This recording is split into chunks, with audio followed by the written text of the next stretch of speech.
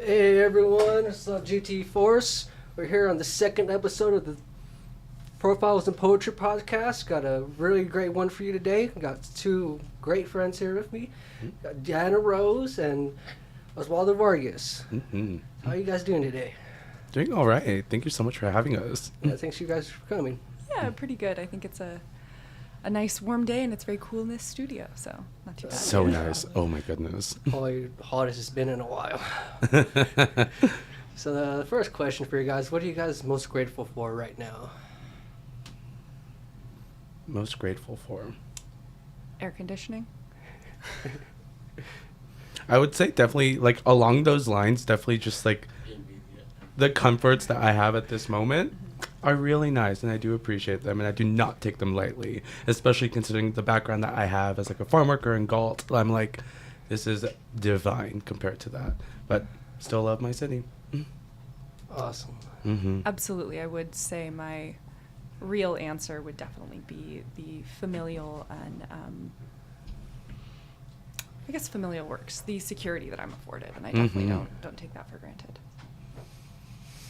So how do you guys define poetry? I think for me, poetry has been and always has been like the human need to both document and express.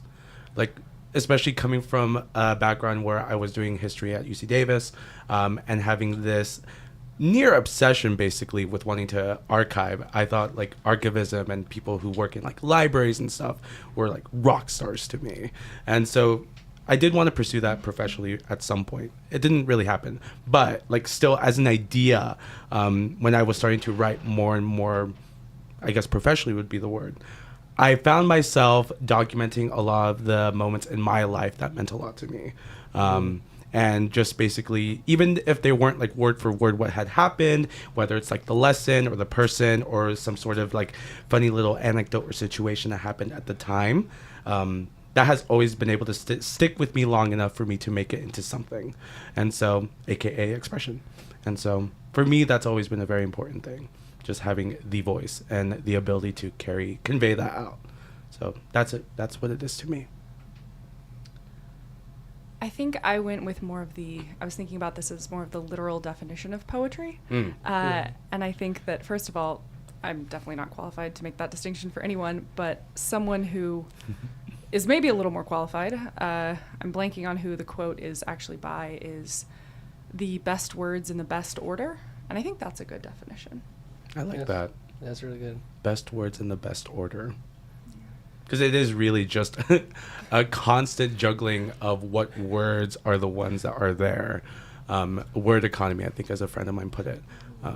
I really like that. Yeah. I like that phrase. So even you putting it in like one phrase, I'm like, that's just gold. Like being able to, in a very deliverable way. I like that. I think it's also one that some people misremember as the right words in the right order. And I like that one even better. Yeah. So speaking on all of that, how do you guys usually choose your themes for your poems or your ideas? I think they tend to fall into several realms, which is pretty, I like to deliver it this way, where it's like my past farm worker experience and the men in my life. So it's the good, the bad, and the horrendous. So many people throughout my life have been able to give me something in a way where, okay, like there's a lesson to be learned here. And even if it's not necessarily the best one or one that's super nice to write about or super uncomfortable, I do find myself falling into several camps of like, okay, it's either about like my farm working past, field work past, just in a very literal sense that comes into it, but also love and the great stuff and the very much the pitfalls about that as well. But more recently, I would say the themes have also been environmentalism and also just our place in that. And in the same way that I was talking about documentation and expression earlier, the idea of how fragile this stuff is and how there is going to be a day when it's either not going to look the same or maybe just not be here altogether. And that's just as someone who's, just got into my 30s, experiencing that as an adult, has been on the mind recently. So I would say it falls into those categories for sure. Can you repeat the question? Yeah, it's like I was asking when you write, what ideas The and themes. things. Yeah. The themes. I agree with Oswaldo that I do sort of feel like the themes maybe choose you, or like it's not necessarily a conscious decision for me. I do think that the inherent fragility of human life is something that comes up for me. Definitely started in angry breakup poetry, and I will live there until I die.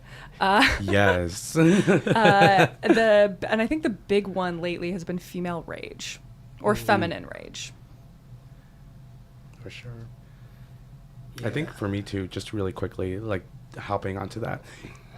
Not rage, I don't know if it's the word, but definitely queer sensibilities, queer rage, that sort of thing has also been playing into it as well. Even this month too, just it being Pride Month as well. Certain things that, not necessarily that I forget them, but that they come through every now and again, whether it's like pole shootings or one at XYZ, like these things pop up again. And it's just a reminder of like, oh, that's right. Like there is a reason that this thing exists. Pride Month specifically. So that has also been on the forefront because of the fact, like mentioning love earlier, like the queerness cannot be understated because it is kind of just there. Like for me, it's just kind of like one and the same. And so like it does end up being, whether I try to or not consciously, it always ends up being a theme that I write about, just queerness and being in what I call like a peripheral space. Writing from a place where it's like not belonging, but still being able to observe something and still write about it. And so that's where I've been coming through with that. I would definitely add, as a bisexual woman, that like comphet is definitely something, or compulsive heterosexuality, which is I've always known that I liked women, but it's very easy to end up dating men just because there is a social script and an expectation with that. And that's definitely something that's been coming up a lot for me now that I am exploring that more. Okay. So when you guys sit down to write, do you guys have like a process or any like rituals to like get you in that frame of mind? I will say for me, it tends to be title first or some sort of phrasing. So there'll be something that I think of, and then I'll just feverishly write it in my notes app at that moment.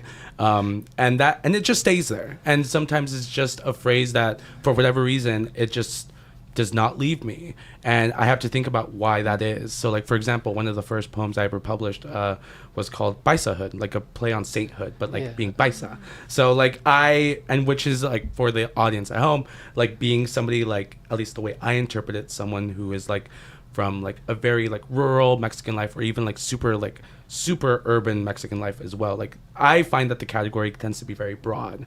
Some folks may have different opinions about that, but for me, thinking of the word itself, like I had it in my head for months and I was trying to figure out what I wanted to do with it, whether it was going to be the name of a grouping or the name of a section of something, I don't know. But essentially, when something like that sticks, I just want to explore it and let it sit there. And most, like I would say 7 times out of 10, it tends to lead to really nice results. So but I would say it's really much like either a very minimal start. So whether word, phrase, and then just go from there. That's a good answer. I just be in my notes app. Yes. I do also tend to write in sort of small phrases. That's kind of how things come out for me. And I do kind of now categorize things a little bit differently, kind of by title or usually by concept, kind of, okay. which often ends up being the title. I think those are really good answers because, when I was taking my poetry classes with Jeff Knorr, he was always very big on find the right title for your poem. It can be long, it can be small, but it really has to bring in the reader into what you're trying to convey in the poem. And so for just anyone now tuning in, we're here with Diana Rose and Oswaldo Vargas. I just had to give a little arm shimmy. And, would you guys say poetry allows you to convey your emotions differently than other forms of writing? Definitely. I will say I first started writing what I guess now I call poetry after a pretty interesting couple of experiences where I felt like my brain was going through it. And I think that having a way to express your emotions or maybe what's happening to you or around you in a non-linear way when your brain isn't necessarily working in a linear way was really helpful. I actually do like that, like the abstractedness that comes with something like a poem, where as we were talking about the right words at the right, like what was it again? The right words in the right order. That. So like having that at your disposal, yeah, especially something that can be uber complicated, like some sort of experience, whether it be like romantic, sexual, etc., etc. Having all these very differing thoughts about it and being able to then, because it's one thing to write something in prose about like an experience, and there are people that do that beautifully. Very well. Oh my God. And it's something that I actually want to do too. Like there's a novel idea that I want to write before the time I'm 40. I'm 32 now, so I'm keeping myself accountable. You got it. Yeah, thank you. But I don't know. There is something about the freedom that poetry allows, that because it can be anything, and I've seen it be anything. Because again, give two poets the same experience, they're probably going to give you two different things, like even between Diana and I. Oh, they would be wildly different. Yeah. So this might be a good time to read one of the first poems. You guys are ready? Oh, yes.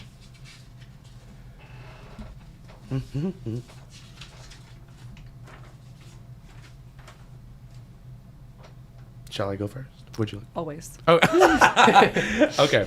I just brought two things. I'll read one later, but one that I have, I would say these two definitely showcase my work the best in terms of what it is that I talk about when we were talking about themes earlier. This one is a combination of my farm working experience and a very queer experience, which is falling for a very, very straight man. But I will say, I do think as a bisexual woman, falling for a straight man is definitely worse than falling for a straight girl. And we're going to dig into that later. And so with this one is called The Scholarshipping. And this was also, and something I have not mentioned up until this point, is that I'm also a writer who is undocumented. And so when I talk about peripheral spaces and writing from a particular place, that also figures into my perspective of things, which includes, senses of belonging, senses of home, where one belongs, and how one navigates a space, especially with folks that don't necessarily have to worry about citizenship. And so this one that I have here is, again, called Scholarshipping. Today, I convinced strangers with money that my migration is beautiful. In this essay, I spent my summers judging alfalfa until they sprouted, or when my coworker showed off his armpit, whichever came first. I nicknamed both of them Metropolis because I came home a city boy, each strand of hair a skyscraper, clawing away at the roof of my mouth, wishing not to drown. When the new roommate asks what reminds you of home, anything that got stuck between my teeth was my answer. Thank you. It's beautiful. Thank you. Snaps. Oh, yes. Yes. Snaps. Yes. We just start doing little teeny tiny claps over here. Yes. State-of-the-art equipment. They will capture that. Yeah.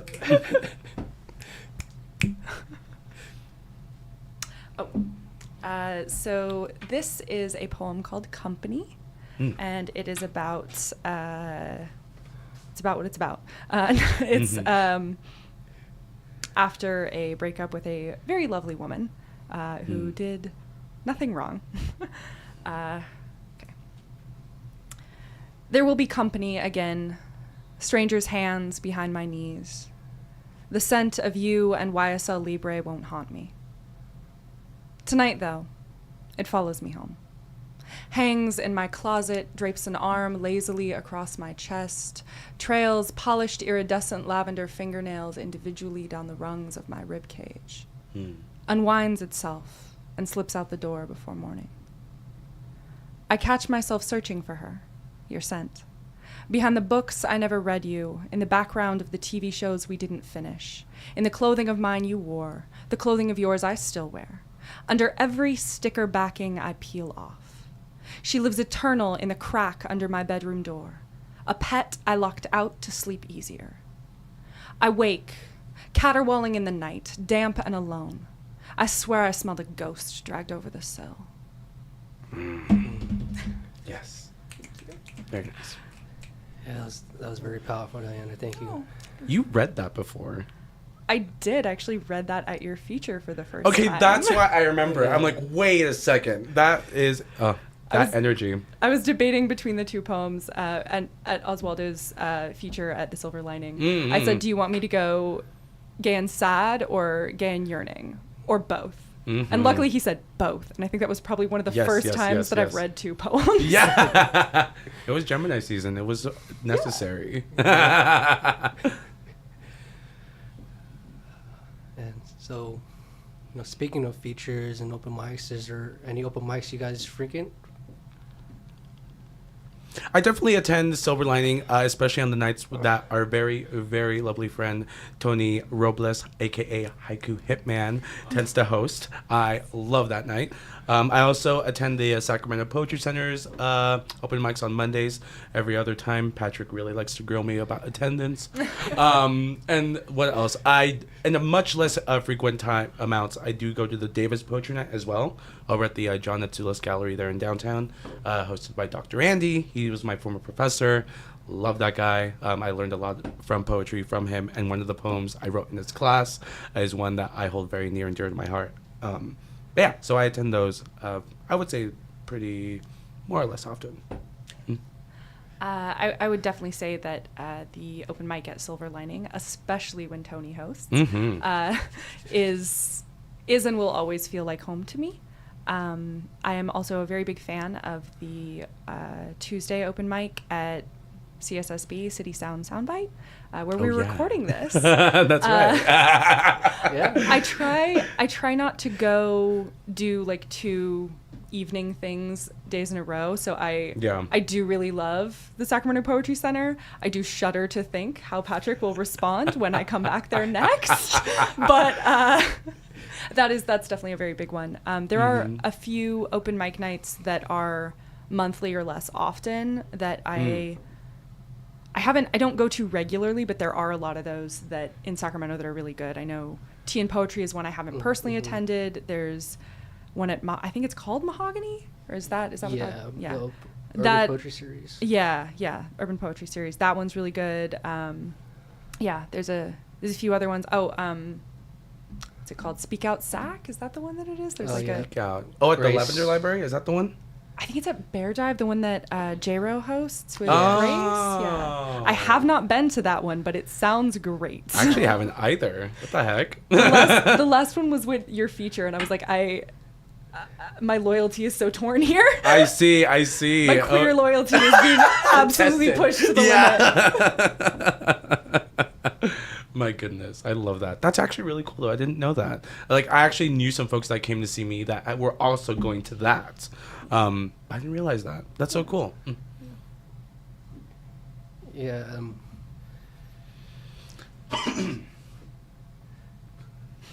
So, have you guys published any work recently? I will say the poem I just read, Scholarshiping, it's going to be part of this anthology coming out in September through HarperCollins called Here to Stay, which is the poetry and prose by the undocumented diaspora. And so that's going to be coming out in September. It's going to be really neat, filled with a whole bunch of people that I really and truly admire, one of which, Jorge Quintana from Sacramento, is also in it. So that's really cool. We got to find that out individually, and I was like, oh, my God. So that was really neat. So just being able to be part of works like that is really fulfilling. And just the fact that I'm able to add to this body of work, especially for a project with a mission statement of voicefulness, of inclusion, and of being able to showcase not just work that necessarily pertains to just being undocumented, but just because especially some works of mine is just like that one where it's just straight up like, no, I'm human, and I think my coworkers, really cute or whatever, like in that space in the farm working context. I'm like, yeah, like this is very gay. And I'm going to document that in a way that, I can document that in a way as a writer that can do both. Because it's never just one or the other. Like, both very much are intertwined. So, that's how that is. I haven't really concerned myself with publishing anything. It's not really where I feel like I'm at as a writer. I'm kind of just doing it for myself and going to open mic nights. But there are a couple local publications, including the one that you guys are doing, that I still haven't actually submitted my work Oh, to me them. neither. But Accountability I'm check. going to. I'm going to. Yes. I actually, that company poem is one that I'm like, I think I want to submit to you guys. Very nice. We love to have that in there. And just for anyone who's wondering about that, GOTFO is publishing a journal. We're trying to get all the submissions in by August 1st so we can have a little Halloween get-together party in October. Sweet. So, and, yeah. So, we were kind of talking about the community, and like, you know, you mentioned Jorge, who's a really great writer. He works with Ike Torres a lot and J-Ro and Yes. all them. So is there like any other faces or names in the community you guys like or interact with a lot? The first person that came into my head just now was Diamond Key, just because there are very few people who make me cry, like in a very like in-person space. She is one of two people that have done that. The other one being the very late Angela James. Both of them have made me just cry tears in their audience. And so in a moment where I felt so privileged to be an audience member at that time, I feel that way with Diamond's work, where I was just taken away for like those like few minutes of them on the keyboard. And I'm always going to appreciate that. So that's a person that comes to me right now. I would definitely second Diamond. I think Diamond deserves all the flowers. I would also say Deborah Armstrong, Debbie Dallas. She doesn't come to a ton of open mic nights, but the things that she's doing online, she's gonna blow up.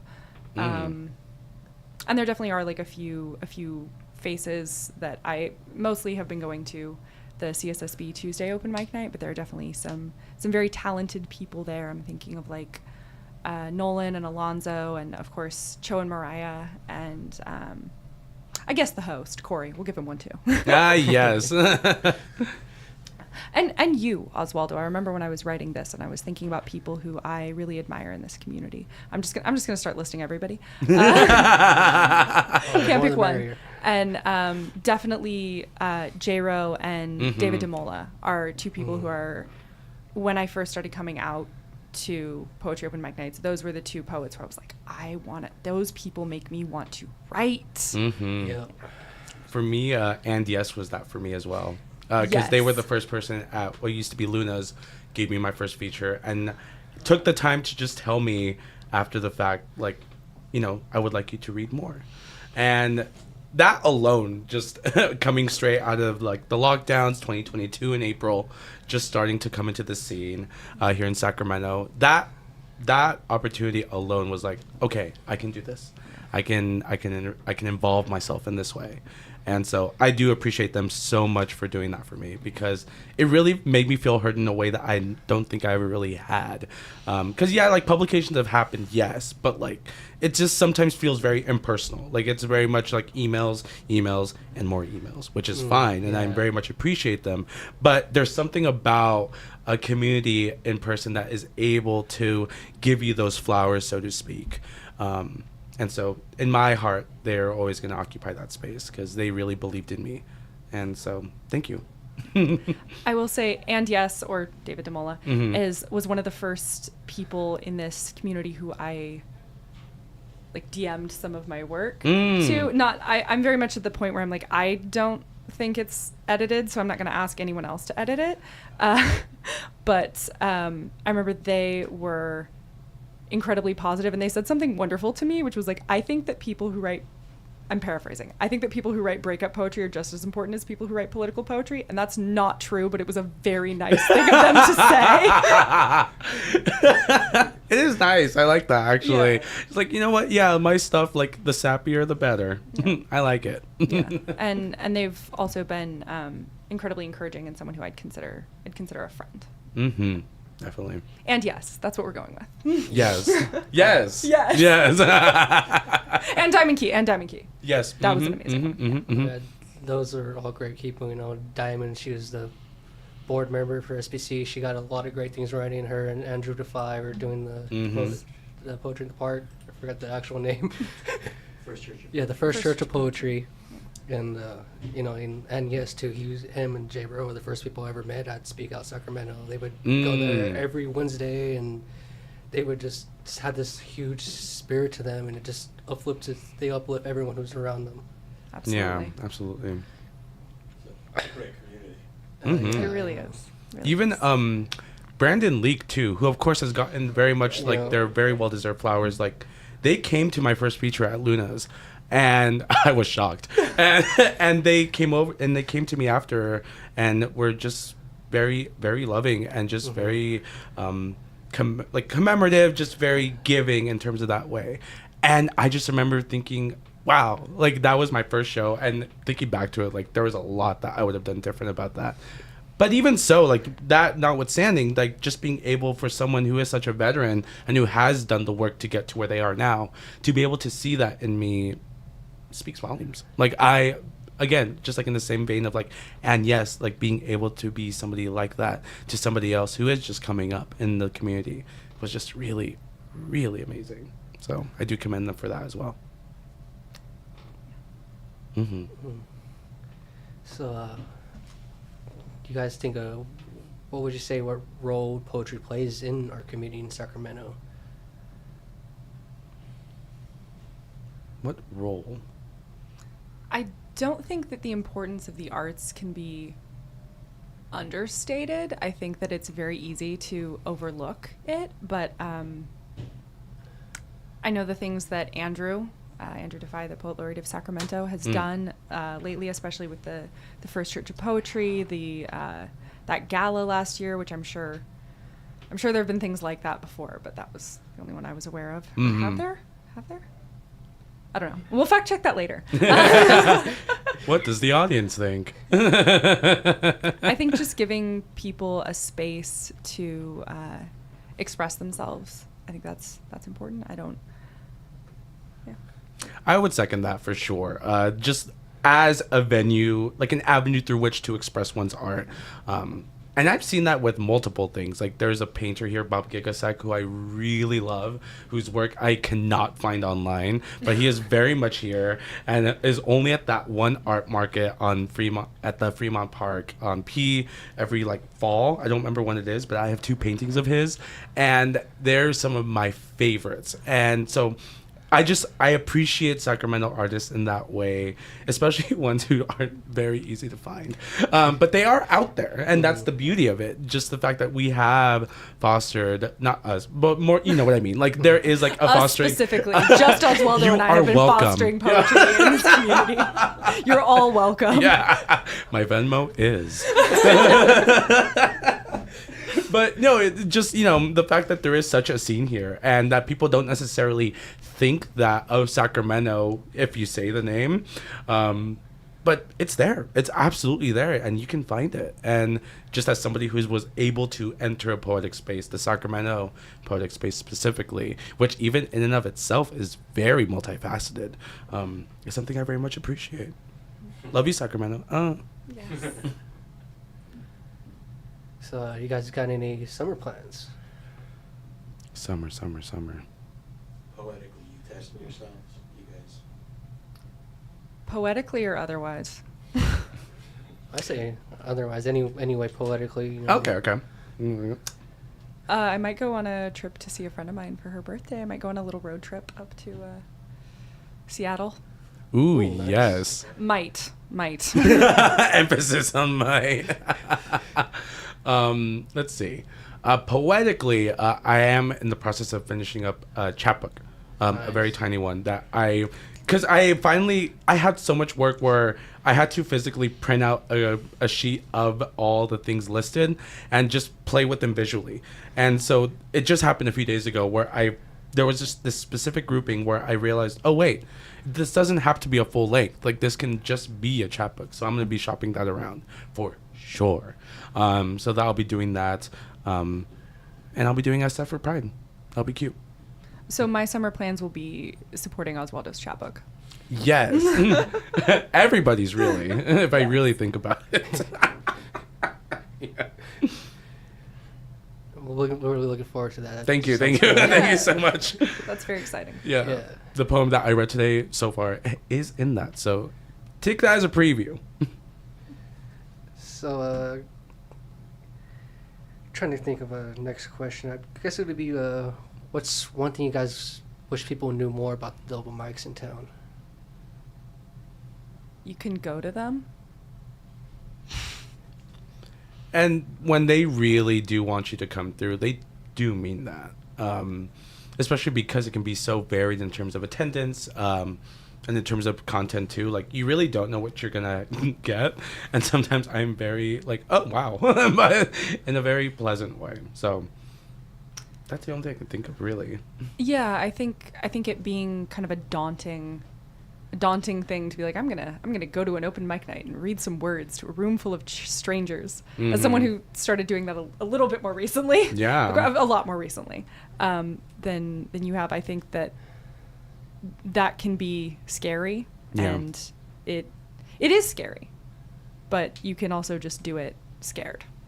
And there are spaces that make the point to like have people who are, especially even youth, like for example the Sacramento Poetry Center, I think it's every third Monday they have the youth I think open mic. it's second, Maybe we'll fact check that we'll later fact too. check, yes. But they have specifically a youth open mic where Yeah. people 25 Yeah. and under are prioritized to read, and the host Kuhn the Poet, they make it a point to welcome that age group really Yes. well. Every Yes. time I've been has been lovely. As a 32-year-old watching this, I'm like, wow, like the city is good.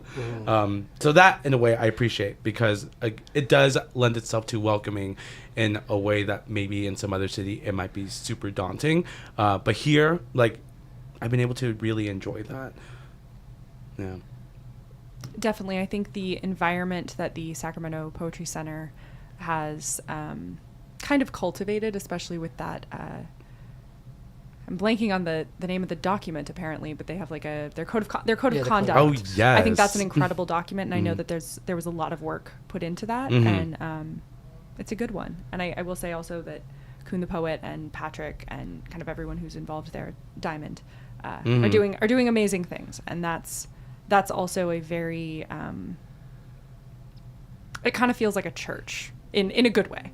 Like it's like I'm not gonna go to church, but like I'll come here and it feels very reverent, and like it's some of the open mic nights can feel a little bit.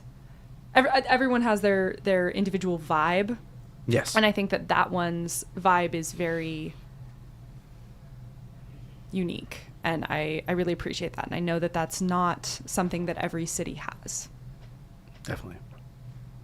Yeah, the Sacramento Poetry Center is very vital to this community, I feel like, because I feel like that's the one spot everyone goes to for their first poetry reading most of the time, you know. Yeah, because you type in poetry, open mic, Sacramento, and, you know, I know when I started, that's the first place I went to, and Every first one too. Yeah. Is that where was that you first in Sacramento? Luna's was my first spot. Same. But I think when I looked into it, they weren't doing anything yet. I think it was mostly Zoom stuff they were doing, the SPC that's right. specifically. Yeah. But I only got into SPC stuff after Luna's stuff, because it was once I was there where I'm like, oh, there's like a lot more stuff going on here than I thought, which did take more than a Google, but you know, it was there.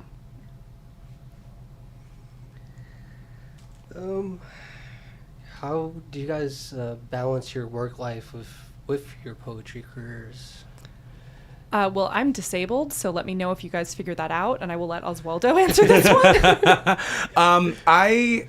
It's definitely something where the poetry part of it all, I like to dedicate time to, of course, after my 9 to 5, whatever.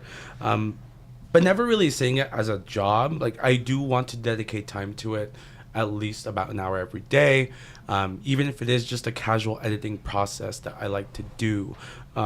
Even though sometimes it's like pulling teeth sometimes. It's like, I hate this work. But then I say that, but then at the end it's like, okay, fine, this was actually pretty nice and pretty worth it. And even not necessarily at home. Like I like to be able to go to like a place like Temple, for example, that I really love to go to, the K and 22nd one specifically. The coffee roasters. Yeah. I've had that. Yeah, people have like asked that before. Like, why are you at Temple at 9 p.m.? Like, no, it's not that Temple. It's Temple Coffee Roasters. I do think making like a daily practice of writing, even if you're just like opening your phone or if you have a little notebook and you can just that's definitely something that I try to do daily. That's also Andrew Defy had like one of those anonymous question things on his Instagram, and I was like, what advice would you have for a new poet? And that was, he was like, write every day, go to as many open mic nights as you can. And I was like, heard. I do, and I know one thing I definitely do as well. Speaking of notes apps earlier, like there is one that's just all about line work, where it's just there's no rhyme or reason to anything, just line after line. It could be anything, and I actually frequent it a lot when I'm editing because there's random stuff in there, and sometimes I'm like, why is this even in here? But then it serves me like, you know, months down the line, and suddenly I finally have the ending to a poem that I have, and it's incredible. But it's like you said, a daily practice that for me shows in a way, you know, notes app. So thank you for that. I do a practice that I have a note app that's specifically called blurbs. And it's just like the random little bits when I'm like, they don't fit anywhere. They don't go into any of the categories that I have. And a lot of times there will be good stuff in there. Yeah. And I also have like words listed at the top. Like sometimes you're like, this is a good word. Yeah, that's good actually. I like that. Just good words. Yeah. I think it's like diaphanous and nyctophilia are the two that I have written down so far. What's diaphanous? I think that means kind of airy or sort of translucent. I like that. Yeah. It's a good word. It's a good word. Ghosty. So how do you find your inspiration or your muse? It sounds like you've got a production style, Oswaldo, the way that you write. Historically, my muses have been the people that I've dated, been with, or have otherwise been involved with in some point or another in the past. Recently, of course, that's been something I've been not even consciously trying to avoid, but it, you know, naturally nature and things like that have taken more precedence. But I will say, like, the first collection that I have that I want to have is all about the journey from, you know, a very lustful drive to then learning a lot about that and the pitfalls and lessons that you learn along the way. That only really I feel like I can deliver myself, just from my experiences. So that tends to be the case. Those tend to be the inspirations. But again, I do find them anywhere. Even, you know, sometimes I'm on the Amtrak and I see a sign that I really like in like Turlock, and I'm like, wait, and I have to like stop everything and open my phone. So that happens too, for sure. I was thinking about this almost in terms of the question about themes earlier, and I'm like, well, that I think it's very easy to kind of have a set of maybe not ideology, but kind of maybe ideological constructs around you that you're going to end up drawing inspiration from because they're your life experience. Yeah. You know, it's like I could never write what you write because I don't have your life experience. I'm also a completely different person than you. But you know, no one can write what anyone else can write because they have a completely different experience. Like I'm going to end up writing about disability and, you know, compulsive heterosexuality and you know, coming to terms with one's own queerness and okay, that sounds dramatic. I've always known that. I wrote a poem about like Megara from Disney's Hercules. Oh my God. I was like 6. I knew. There was never any doubt. It is a very queer here, so just know that we're pretty secure in that. Yeah. Yes. But in terms of inspiration, I remember. Now I'm gonna have to read it, but I wrote a poem once on the brief of erotic poetry when I think Russell Cummings was hosting at the Silver Lining. Oh, I love Russell. And he's so funny. Amazing. So good. He showed up. August 8th, he'll be back. Oh, August 8th. Okay. But he had this brief erotic poetry, and it was when I was only writing angry breakup poetry. I mean, that's still most of what I'm writing, but Yes. I was really in it at the moment. And for erotic poetry, I wrote this poem about a nation's strawberry cheesecake. Now I'll have to read it, but I think inspiration can definitely strike you anywhere, and I think if you make it a daily practice to try and write, you will, you'll be like, oh, I should write about this. This makes it easy to do my daily writing task. Love that. Cannot wait to hear that, by the way. Like it's pretty funny. Love it. Yeah, it's gonna be a fun one. Got a few more questions though, still. For sure. But I guess the next one would be: do you guys have any hobbies that you do outside of poetry? Are we supposed to have those? I'm a big video game guy. I love mostly single player. I can't do Overwatch or anything like that because I get very stressed out at people yelling at me. Especially if it's a 12-year-old calling me a slur. I can't do this. I'm still scarred from that in high school. It happened once, and I was like, actually, I'm done with multiplayer games. I'm good. Yeah, exactly. And yes, I can turn off the mic. I know, but it's just the idea is still there, and I can't do it. So it's also a group project, and it's I'm trying to relax. Why would I? And I'm just sweating, stressing in my living room. This should not be the case. Yes. I've only thrown my controller twice in my life, and it's only because it's me playing by myself in the single player PS1 game. But never. I love that. What's the current game you're playing? The current game right now I'm at a crossroads because I had just finished. Because right now I had just finished. Final Fantasy VII Rebirth I had just finished, which was nuts in the best way, and I loved it, but I'm trying to figure out now what it is that I'm going to play, because I am, as much as I love it, I just dedicating time to it has been a little difficult, and I'm trying to juggle that as well as just reading in general. There's all these books that I want to read. There's piles upon piles that are happening, and it's getting a little stressful, but it's also okay because it's kind of decor at the same time. Yes. So it's kind of I once heard someone describe your bookshelf shouldn't be oh my god. Your bookshelf, you should treat your bookshelf like a wine cellar. Which I love that, because it's so easy to be oh my god, I haven't read all these books, and then you're I have all these lovely books to choose from. It's at true. any point in time that I wish. And I actually really like that. Isn't it? I think I heard it about a year and a half ago, and it really changed my perspective on books. It also is dangerous, because then you're I can just buy this book and put it in my cellar. It's true. It's absolutely true. It happens. Or if you go to features where people sell stuff. Yeah. And I fall into the trap every time of buying stuff, which is lovely because I want to always support these the people. features. Yes, support the features. Absolutely. But now I have 3 books going home. Yeah. Yeah, I definitely have. I have a little stack of poetry books by my bed. And I think reading as a hobby is definitely that's definitely a hobby that's up there for me. I've always been a reader. Yeah. Yeah. Oh, and on the topic of hobbies, I think that having physical activity, whatever works for you. I think a lot of people approach workouts from a very intense way, but I think it's important to just you can go for a walk, you can walk your dog, you can do. I've always been a yoga person, but it's never been yoga. I'm just on my floor doing stuff. I'm listening to my body. I'm not gonna listen to an instructor somewhere. Exactly. Yeah. Walking is nice. Something I do like to do now and then is to just walk from my place and just go all the way to Old Sac, and it's so nice because then the destination is the river and the bridge, and it's really cute. And every time I see it, I'm just this is why I live here. Yeah. I love it.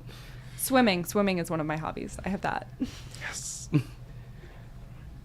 Yeah, growing up, the river was always my favorite spots. We and my friends always go there and walk there and just sit there, and you have the people riding the bikes by, the occasional drunk person. I only did that once, Al. You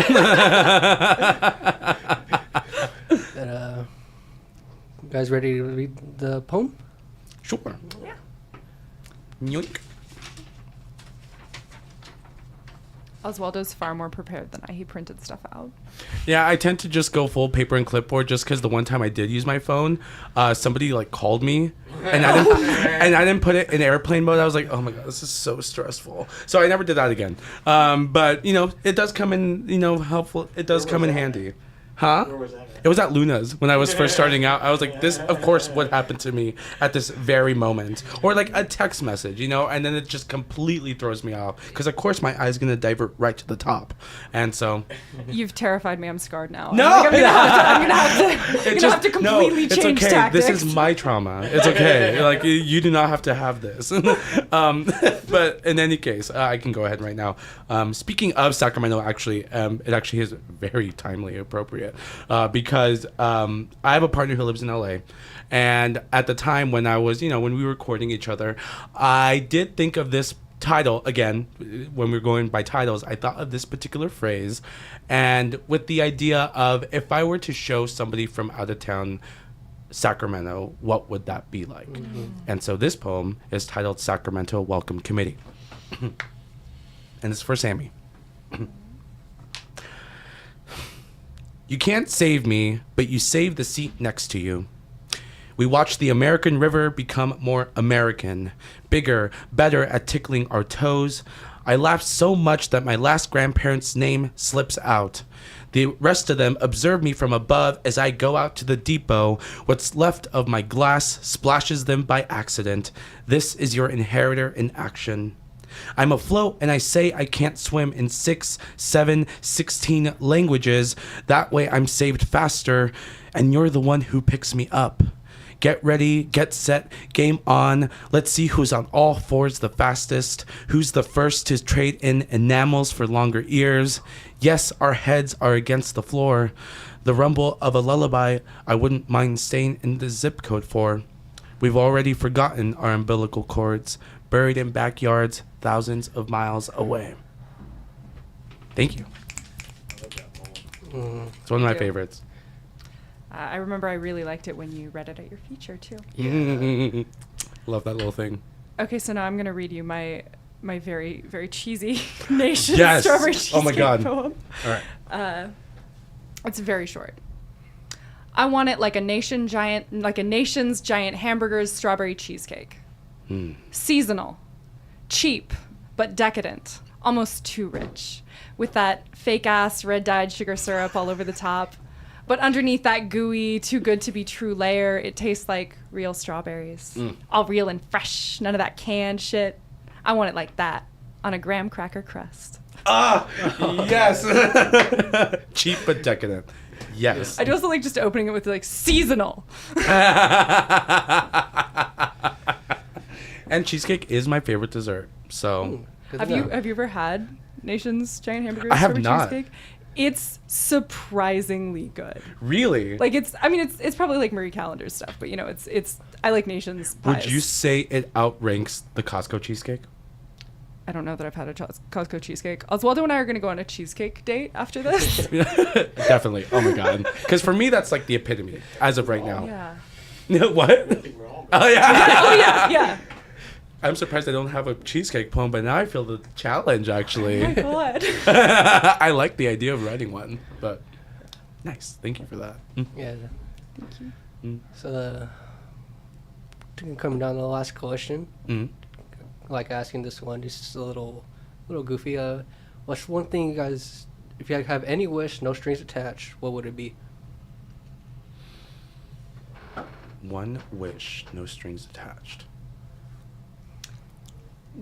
So by no strings attached, do you mean that like we're supposed to be selfish or we're supposed to be magnanimous? Because I could do like I have one for each. This is not a bad genie story. Yeah. This is not Wishmaster 4. Yeah, you're not gonna call and you're just, if someone came up to you, like, gave you $1 million to do whatever you want, So when I thought about this question, the first thing that came to mind for me was, I could get rid of like my autoimmune diseases, or I could get rid of my disabilities. I could snap my fingers. And then I was thinking that tampering with yourself on a cellular level and adapting and fundamentally changing your life experiences would change who you are. And I like who I am a little bit, just got there. We'll see how it's working out. But I think that if I had a wish, I would probably use it for like something important. I'd be like, let's get rid of like fossil fuels or single-use plastics. Or like let's give some like indigenous people their land back. Like let's do something important, actually. I think, yeah, just going off of what you first said, I have the knee-jerk reaction to say to just be a full-blown citizen. But when I think about that, I wouldn't be able to, like, I'm sure I would have written about a lot of stuff, and I'm sure the skill set would have still been there. But It would have. But, you know, the idea of, you know, not having that experience anymore, like, it would be really hard to write from that space if I was just, you know, coming at it from somebody who doesn't have to worry about, you know, getting a phone call that my parents are gone or that I am also, like, you know, going to be on my way. Who do I call? You know? So I hesitate to say that because you're right. Like, then that experience wouldn't necessarily be there anymore. And I don't know if I wouldn't want that. So I think I would save that wish for even, like I said, just even climate stuff. Like, I just don't want to be baked in 30, 40 years. You know? Not in that way.